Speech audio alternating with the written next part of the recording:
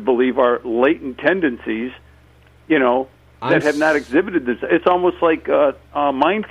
Oh, what's it? Where you're trying to make somebody a felon for what you think they might do. Right, and you're right. And we can't prohibit them from worshiping. And I'd say if we allow the government to prohibit them from worshiping in their mosque, we have to be afraid that they're coming after us as Christians next. Well, look what's going on in France with the burkinis.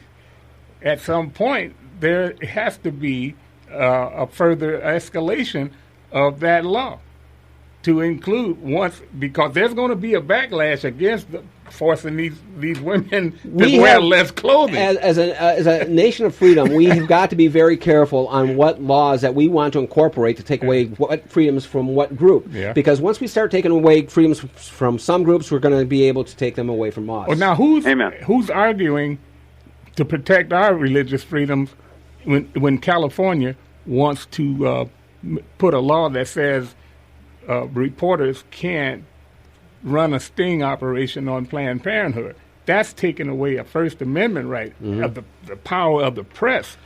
So they're taking Christian rights. Now, I said I had some things I wanted to say on this whole thing, and on Christianity. Yeah.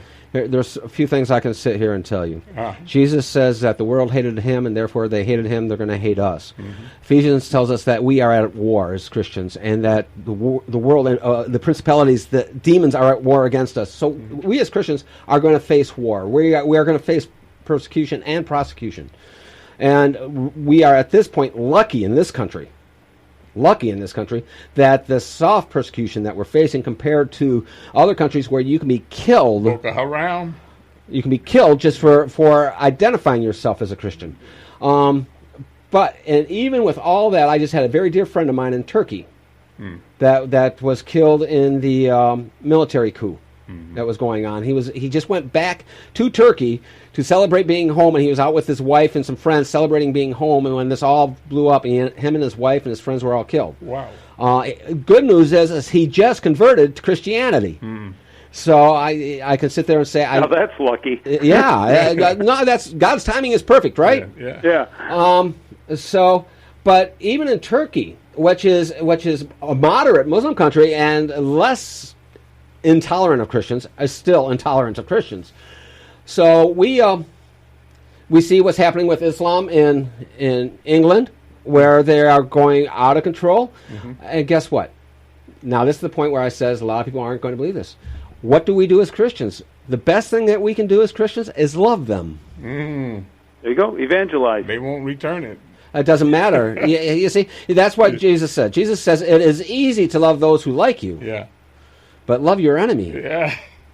That's a little hard. I'm curious, Pastor Dietering, have you read the account of Stan, what was his last name, called Dying Out Loud? No, I'm sorry, I did not. Go ahead and share. Oh, my goodness, what a great testimony. The brother was a missionary to Turkey, and he knows that God called him there, and he didn't see one conversion, even though he had prayed for this one imam's mom, and she had been cured of cancer. Not one conversion, yet he was welcome into every mosque he went into, and there were thousands of Muslims at his burial. Yeah. And yet, he loved them. He went there to love them and give them Christ. But you have to also understand, as he may not have seen one conversion, does not mean that he did not bear fruit. Exactly. It does not mean that at all. Hey, have a great day. Thank you for joining us today online. So we're talking and finishing up here, and the reason I wanted to talk about Islam is because we are going to be remembering the attack on this country. We were attacked September 11th, 2001. Airplanes were hijacked, and Sunni Muslims attacked our country. They did it, why? Not because they wanted to punish us, but in the end result was to stir up as much Muslim backlash as possible for support of the caliphate. You have to remember, you have to look why they did it. These are not, the ones that attacked us were not the Shiites trying to bring in the chaos for the lost imam. These were done by Sunnis that are looking for world domination. So what can they do best is to stir up the Muslim sects throughout the world by attacking who they see as the largest infidels, which is the United States, in their mind, towards their fight towards the caliphate.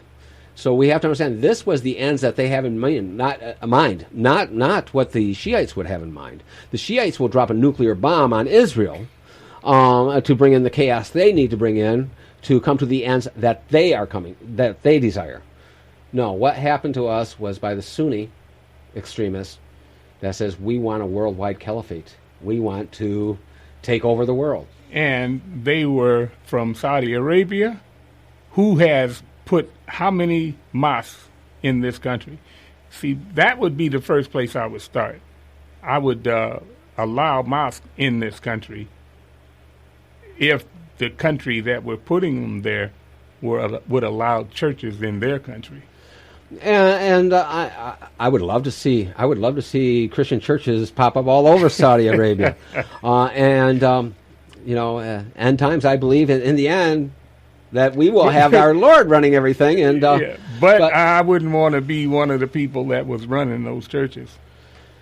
I wouldn't want to be in that country. And believe it or not, there are missionaries in those countries. They go in there as doctors. They go in there as plumbers. They go in there as electricians. They go in there as construction workers. And they go over there with these skills with one purpose in mind, though, and that is to evangelize, knowing that their life will be on the line if they get caught. But these missionaries go over there to help out with the electricity, the dentistry, the doctors, whatever.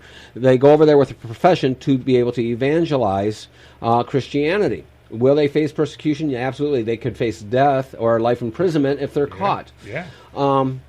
This is the wondrous thing about Christianity, is that you find strength to do things you never thought was possible. For people to say, do you have any proof there's God? Yeah, I do.